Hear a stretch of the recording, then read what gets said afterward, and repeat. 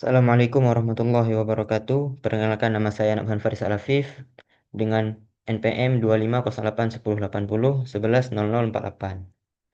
Baik, di sini video ini saya akan mempresentasikan hasil ujian akhir semester.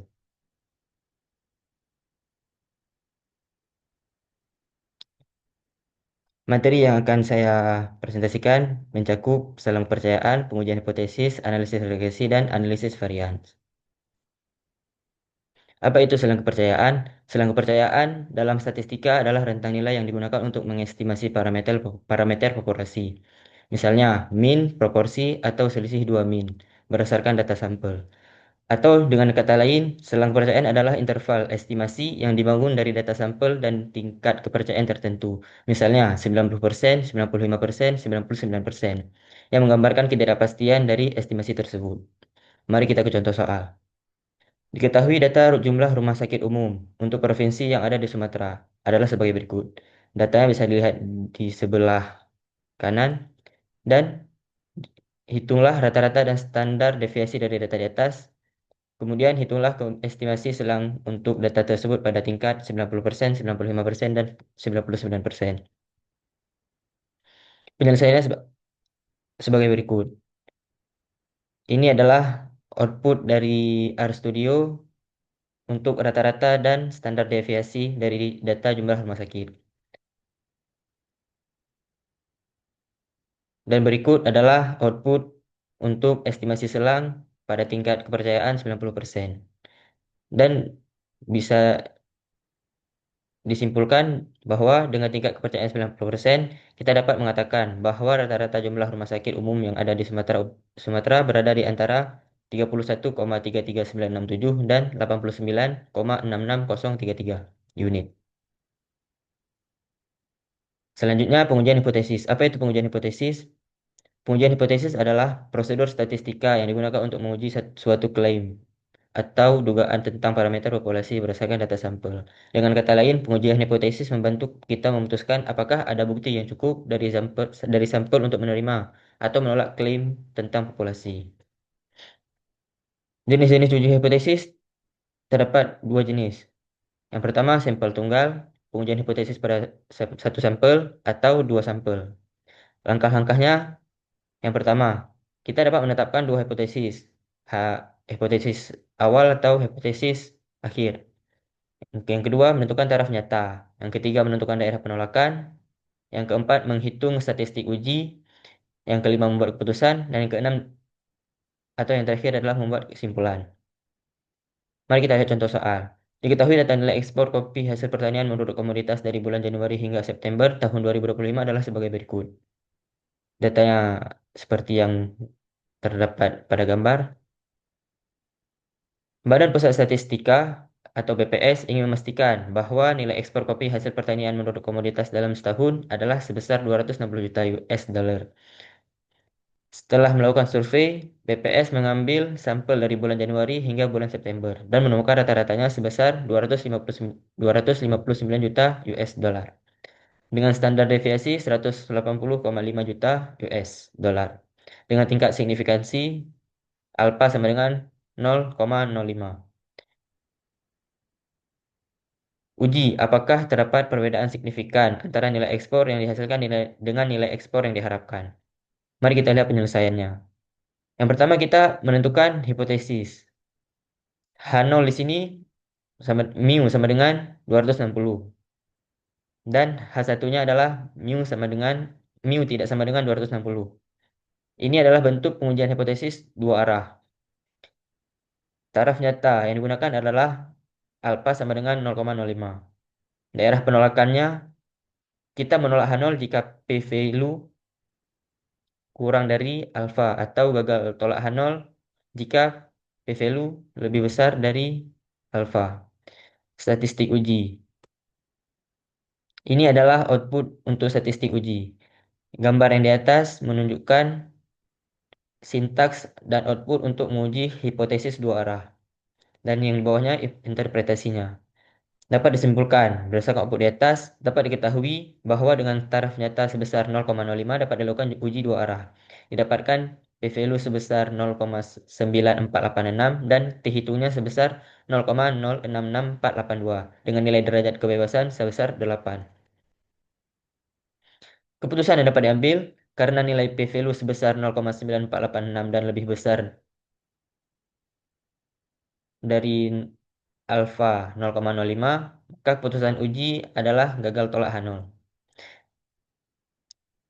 Kesimpulan yang dapat diambil berdasarkan keputusan tersebut dapat disimpulkan bahwa tidak terdapat perbedaan yang signifikan antara nilai ekspor yang dihasilkan dengan yang diharapkan.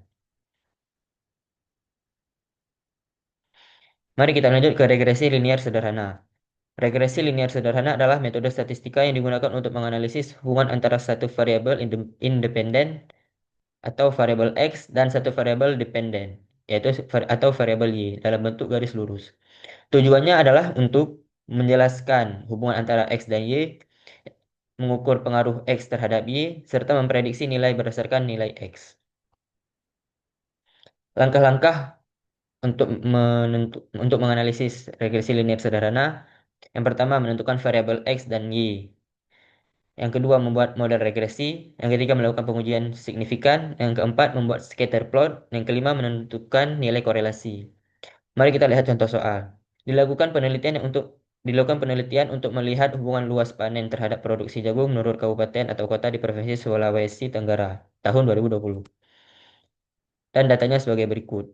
Berdasarkan data di samping dengan menggunakan software RStudio, tentukan yang pertama, manakah variabel X dan Y. Yang kedua, buatkan model regresi linear sederhana dan interpretasikan. Yang ketiga, pengujian signifikan. Yang keempat, buatlah scatter plot dan interpretasikan. Yang kelima, kita menentukan nilai korelasi dan nilai koefisien determinasinya. Penyelesaian. Kita akan menentukan variabel X dan Y. Variabel X-nya adalah luas panen. Karena luas panen akan memengaruhi produksi, jumlah produksi. Jadi, oleh karena itu, jumlah produksi akan menjadi variabel Y. Yang kedua, model regresi linear sederhana. Ini adalah output dan sintaks untuk model regresi linear sederhana yang saya ambil dari RStudio.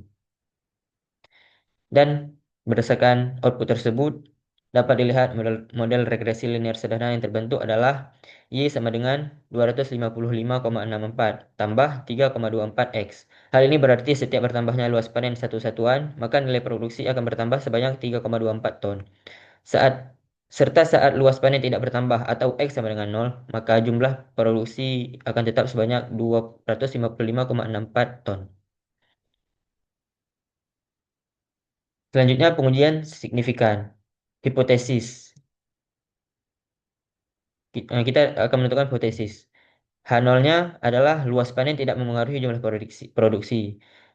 H1-nya luas panen memengaruhi jumlah produksi. Kita akan menggunakan taraf nyata alfa sama dengan 0,05. Daerah penolakan. Yang daerah penolakannya tolak H0 apabila F hitung lebih besar dari F alpha, di degrees of freedom atau P value lebih kecil dari alfa. Statistik uji. Ini adalah output dan sintaks untuk pengujian hipotesis.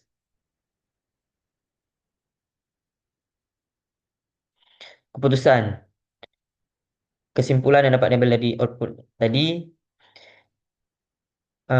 dapat kita ketahui bahwa nilai F hitung sama dengan 59,57 dengan derajat bebasnya sama dengan 1 dan 15. Maka nilai F tabel sama dengan 4,543 dan nilai P value sebesar 1,336 E 1,33 pangkat kali 10 pangkat min 6. Keputusan yang dapat kita ambil karena F hitung sama dengan 59,57 lebih besar dari F tabel yang sebesar 4,543 atau nilai P value sama dengan 1,33 kali 10 pangkat min 6 lebih kecil dari alpha sama dengan 0,05, maka keputusan uji adalah tolak H0. Berdasarkan keputusan di atas, dapat disimpulkan bahwa luas panen memiliki pengaruh terhadap jumlah produksi. Ini adalah scatter plot dari data eh, jumlah produksi. Dapat kita ketahui, dapat kita lihat bahwa sumbu X menunjukkan luas panen, sedangkan sumbu Y menunjukkan jumlah produksi.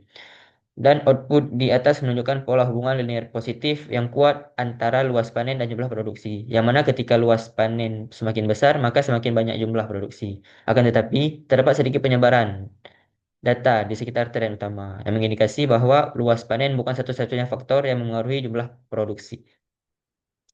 Dapat kita lihat bahwa terdapat titik-titik biru yang tidak berada pada garis eh, utamanya atau tren utamanya. Yang kelima adalah nilai korelasi dan nilai koefisien determinasi. Gambar yang ini menunjukkan nilai sintaks dan output untuk nilai korelasi yang dapat kita pakai ketika kita menggunakan RStudio. Yang di bawahnya adalah summary dari model regresi tadi. Berdasarkan output di samping, dapat diketahui bahwa nilai koefisien korelasi sebesar 0,8937811, yang berarti terdapat hubungan yang signifikan antara luas panen dan jumlah produksi, dan nilai koefisien determinan sebesar 0,7988, sehingga memiliki arti 79,88% nilai produksi dipengaruhi oleh luas panen, dan sisanya 20,12% dipengaruhi oleh faktor lain yang tidak dapat dijelaskan dalam model. Dan yang terakhir ada analisis varian. Apa itu analisis varian? Analisis varian biasa kita sebut dengan ANOVA. Adalah metode statistika yang digunakan untuk menguji perbedaan rata-rata antara tiga kelompok atau lebih. Tujuan utamanya adalah menjawab pertanyaan, apakah rata-rata dari beberapa kelompok berbeda secara signifikan? Mari kita ke contoh soal. Mari kita ke langkah-langkah terlebih dahulu. Langkah-langkah yang pertama, kita dapat menentukan dua hipotesis. Yang kedua, menentukan taraf nyata. Yang ketiga, menentukan daerah penolakan. Yang keempat, statistik uji. Yang kelima, membuat keputusan. Yang keenam, membuat kesimpulan. Contoh soal, seorang petani membudidayakan tiga jenis kentang berbeda di kebunnya. Ia ingin mengetahui apakah jenis kentang memengaruhi berat kentang-kentang tersebut. Jadi, petani itu mengambil sebanyak 5 sampel kentang yang dipilih secara acak dari masing-masing jenis untuk diukur beratnya dalam satuan gram. Alhasil petani memperoleh data berikut. Ini datanya. Soal yang ditanyakan adalah dengan taraf signifikansi 5%, apakah terdapat perbedaan rata-rata dari berat ketiga jenis kentang tersebut? Penyelesaian. Kita akan menentukan hipotesis terlebih dahulu. H0. H0 adalah mu 1 sama dengan mu 2 sama dengan mu 3 sama dengan mu 4 dan seterusnya.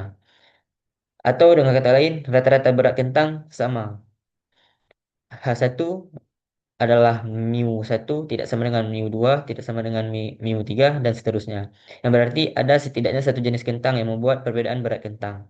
Kita menggunakan taraf nyata dengan alfa sama dengan 0,05. Daerah penolakannya adalah tolak H0 jika P value lebih kecil dari alfa atau F hitung lebih besar dari F tabel. Untuk statistik uji, eh, kita menggunakan tabel ANOVA.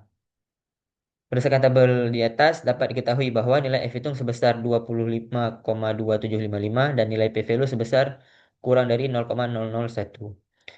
Keputusan yang dapat diambil karena nilai P value sebesar kurang dari 0,01 dan lebih kecil dari alfa, maka keputusan uji adalah tolak H0. Kesimpulan yang dapat kita ambil adalah bahwa ada setidaknya satu jenis kentang yang membuat perbedaan berat kentang dengan menggunakan taraf nyata sebesar 5%. Berikut adalah output dan sintaks yang dapat kita gunakan untuk menganalisis varian menggunakan RStudio. Dan sekian, terima kasih. Wassalamualaikum warahmatullahi wabarakatuh.